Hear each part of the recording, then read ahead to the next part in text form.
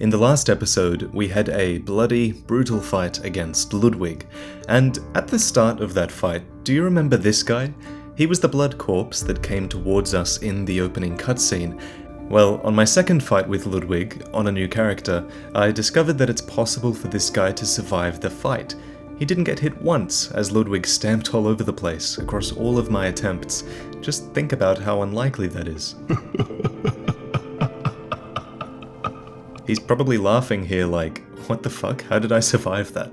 On my other characters, this guy's dead, even during the fights with Ludwig that are still ongoing, so I guess you get one chance to save his life. And while I'm busy discovering all these pointless things, you guys are finding some really cool stuff.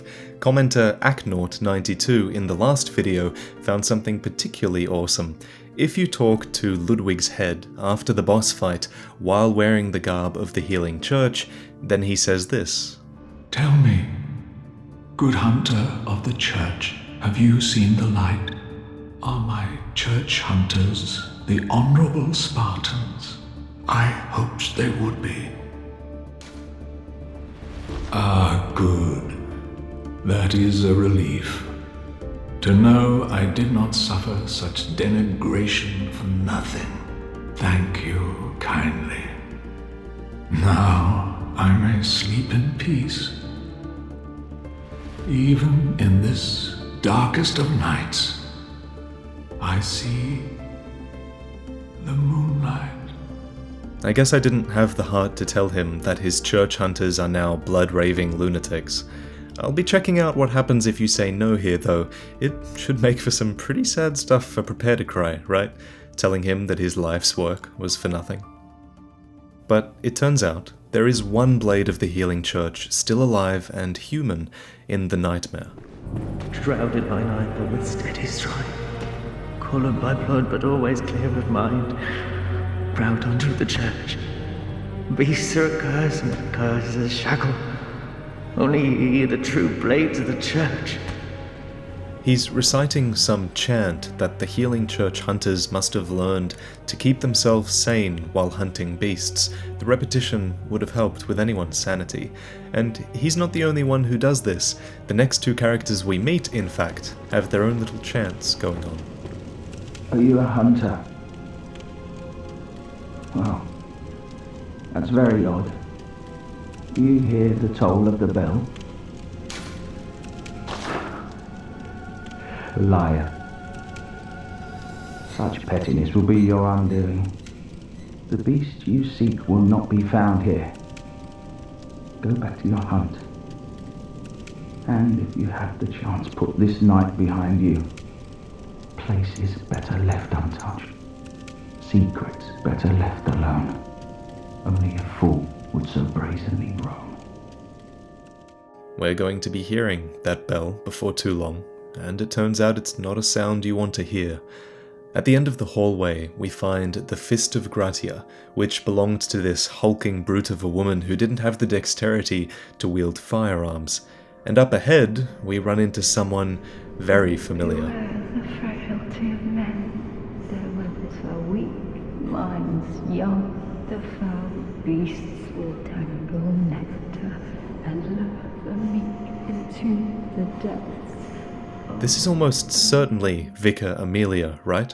It's the same chant we hear before her boss fight, the voice is the same, and it's her white garb, albeit less raggedy, since this is based in the past, I think. We know that blood-crazed hunters ended up in the Nightmare, so she must have ended up here when we put her to rest in the waking world. You have to kill Amelia in the waking world before you can even access the DLC, after all. As the eye pendant we found in the last video states, this is the cathedral of the Healing Church that contains their private research hall. The church and the choir have long experimented on patients in order to gain insight and potentially ascend to the status of great ones. That much at least is clear from the lore we've learned so far, and this research hall can hopefully tell us a bit more about it.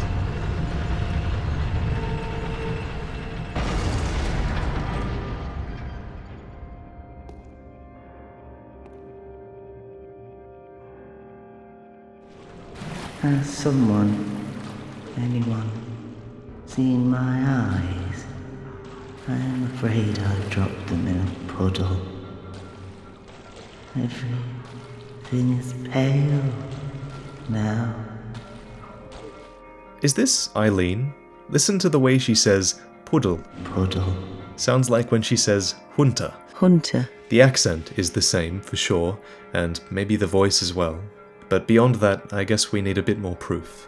Anyway, the gameplay in this area is interesting. For me, it was the closest the series has come to having a stealth-based level. I don't know if everyone else experienced this, but I did, because all throughout the level you find these blue elixirs, which is a medicine that was used by the high ministers of the healing church to numb the brains of those they experimented on, and they're certainly appropriate here in this research hall teeming with patients with enlarged heads. Our character retains consciousness when they drink this through sheer force of will, and we make use of the secondary effect of the medicine, which is to go semi-stealthed. And I couldn't always be bothered killing every one of the patients, so often I would use this blue elixir to scout out the level, and I had some pretty cool moments with it. Look at this guy run past. The Souls games are rare examples of games that actually reward you for being observant. Some bookcases, for example, have pressure plates in front of them, which, when pressed, trigger the bookcases to attack you. That's a sentence I never thought I'd say. Also, take for example this huge winding stairway. Some platforms you'll notice are inaccessible, which hints that this staircase will rotate later on and that you'll be rewarded for coming back and exploring again. I just really like stuff that rewards the observant player. And being observant really does reward you, because the item you need here is the Lock Shield, a shield with such low requirements that pretty much any build can be able to use it. It protects you against non-physical damage, and it's going to be really useful in the next boss fight. They've also done a really good job, I think, of not just introducing new enemies, but variations on the same enemy. I can't say the same for games like Destiny that charge you $70 for an expansion with the same enemies and the enemies just have a different skin. No, in this game there's tons of new enemies, and a lot of those enemies, like the enlarged head patients, they all have vastly different movesets, meaning you're always guessing. Moving on a little bit, the main lore question for this area is, what was the church hoping to achieve with these patients? So let's listen to some dialogue. Is that you, Lady Maria? No. You're someone else. Please, could you do something for me? I need brain fluid. Murky, mushy brain fluid. You find this brain fluid on fully developed heads, the ones that talk about the sounds that they're hearing. Lady Maria, I'm a robin. Will I ever curl up and become an egg? What say you? Lady Maria. Lady Maria, say something. Anything. Have you heard how curiously the sea churns? Like a storm, but like the rain, only gentle, like dripping water. It bellows from deep inside of me. Here it comes, up through my inside, but gently, like little droplets. The brain fluid reads, extracted from a patient whose head expanded until that was all that they were. These heads and the patients that have them, they're the kind of insight experiments that you would expect from the church. Clearly the things they're saying have some significance. They're all related to water. They're not just the ramblings of insane people. The importance of large bodies of water is actually referenced in a lot of runes. The lake runes, for example, say that they serve as a bulwark guarding sleep, and an augur of the eldritch truth. They say that the transcription of the Great One's inhuman voices ripples like a watery reflection. They say that we must overcome the hindrances of water and seek what is ours. And in the next video, we'll learn a bit more about what this means, but just know for now that these beings clearly have more insight, even though it's really specific. They're these enlarged heads that hear the water, and so will we, soon. One patient that hasn't completely turned into a large head talks about being a failure, as if she's let down the Lady Maria, who all the patients clearly see as some caring, motherly figure. One character in particular talks the most. She's called Saint Adeline, and we help her take 3 helpings of brain fluid. And then...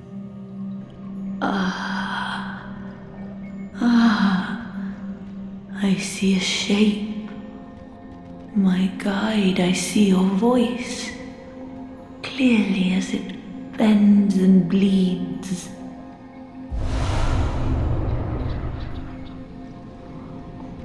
My own revelation. Just for me.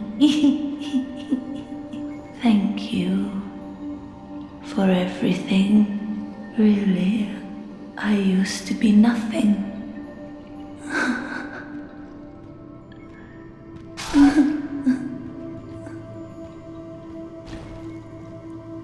She's so proud that she became something, like she finally had this purpose. She gives you the milkweed rune if you complete her quest, which turns us into this thing, and she also gives us the balcony key, which leads to the area that used to hold the celestial emissaries in the waking world. It's more proof that these patients were trying to be turned into kin, or these celestial emissaries. The milkweed rune reads, a translation of the inhumane, sticky whispers that reveal the nature of a celestial attendant. Sounds a lot like a celestial emissary. Speaking of failures, this next boss, the living failures. To me, these things, and by extension the other creatures in the research hall, they all seem to be attempts at creating celestials in some form, and maybe even celestial emissaries, beings that can talk or communicate with the Great Ones, perhaps. There are a lot of similarities, especially in regards to where you fight them. It's an interesting boss. Every time you take one out, another one spawns, and there's always going to be 4 of them attacking you from all sides. They're incredibly slow, but when you deplete their huge health pool, they get bolder and more aggressive and more frantic. At around 50% health, they start casting meteor storms together, which is best defended against using that lock shield that we picked up earlier, as it defends against arcane projectiles. If you're well positioned, you can even get a backstab off while they cast the meteor shower, which I highly recommend because it's a way to get in that much needed damage. After succeeding, we talk to the wandering hunter. We're going to call him Simon, for reasons I'll explain later. Oh, hello. Not a pretty sight, is it? The true face of the blood-worshipping, beast-purging, healing church. But that's not all. You seek the secrets held by the nightmare, do you not? Then here's what you must do. Climb the astral clock tower and kill Maria. She hides the real secret.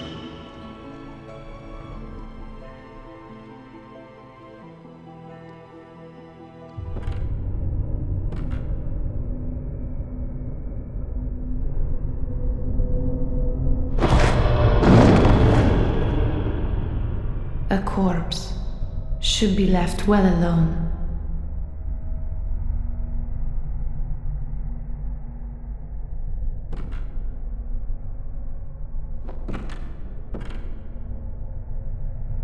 Oh, I know very well how the secrets beckon so sweetly.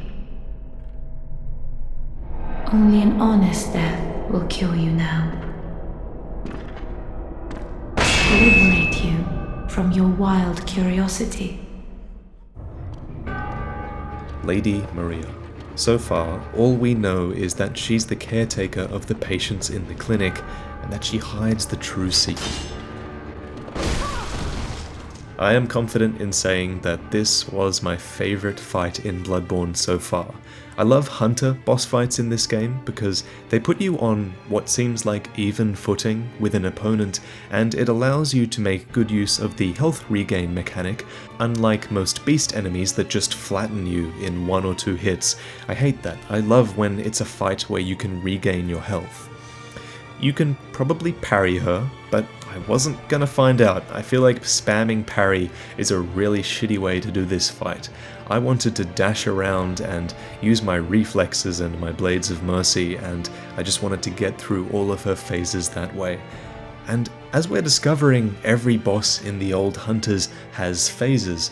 Maria is no different. She has 3. Every time I fought her, I fought one stage further. I did this because her phases are actually pretty well designed. It's not like fighting Ludwig, where you fight a completely different version of him at 50% of his health. No, Maria trains you in her attacks. Every phase simply upgrades the attacks that she's already been using, meaning that earlier phases train you for future phases, and they reward you for learning. Such a good fight. And I'll tell you now, Maria is going to make a fantastic Prepare to Cry story. There is so much interesting stuff to talk about, but we'll have to do it another time. Let's talk a little bit about it. So, as her set says, she's an apprentice to Gehrman, someone who looked up to him, though he had an affection for her that she didn't seem to sense. Since Gehrman modelled the Hunter's dream, it's clear that the doll is actually modelled after Maria, this caretaker who shares most of her physical attributes. Maria is a caretaker of the patients, and the doll is a caretaker of us. There's a lot of similarities there, not just appearance. However, Gehrman certainly seems displeased with the doll in the dream. And for a man who has supposedly created the doll out of love for another woman, he never interacts with her. Perhaps it's because the doll has a completely different personality? Maybe it's because she's far less headstrong and way more subservient. He couldn't replicate who Maria was in the dream. But yeah, lots to talk about. I'll see you guys in the next one. Thank you for watching, and it's time to get into some secrets.